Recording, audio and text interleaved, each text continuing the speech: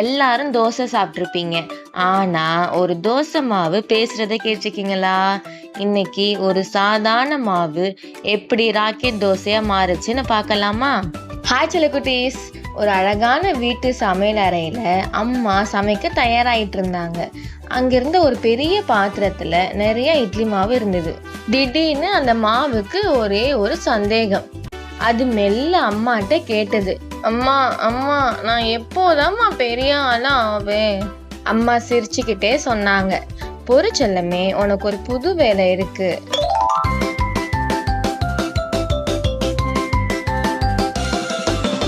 அம்மா சொல்லும் கதை மற்றும் பாடல்கள். அம்மா அந்த மாவுக்கு கொஞ்சமா தண்ணி ஊத்துனாங்க, கொஞ்சமா உப்பு போட்டாங்க, அப்புறம் மாவை நல்லா கலக்கினாங்க. மாவு இப்போ லேசா மாறி இருந்தது. அது ரொம்ப ஜாலியா சந்தோஷமா குதிச்சுக்கிட்டே கேட்டது. அம்மா அம்மா, நான் இப்போ யாரு? அதுக்கு அம்மா சொன்னாங்க, நீதான் இப்ப தோசை மாவுன்னு. அம்மா சூடா இருந்த கல்லு மேல மாவை ஊத்துனாங்க.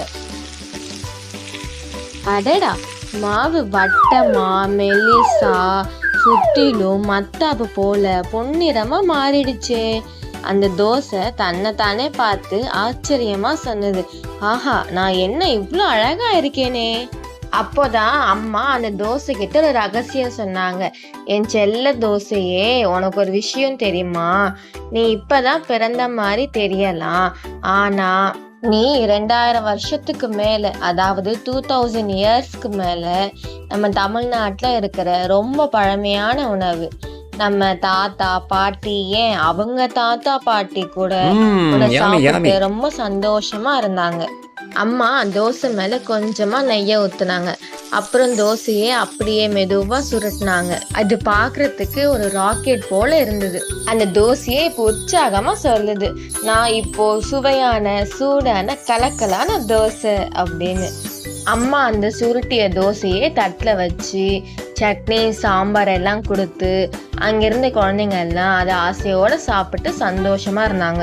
பாத்தீங்களா குட்டீஸ், ஒரு சாதாரண மாவு தன் மேல தண்ணிய ஊத்தி சூடான கல்லு மேல வெந்தாலும் கவலையே படாம சந்தோஷமா இருந்தால்தான் அது ஒரு சுவையான தோசை மாதிரி எல்லாருக்கும் சந்தோஷத்தை கொடுத்துச்சு.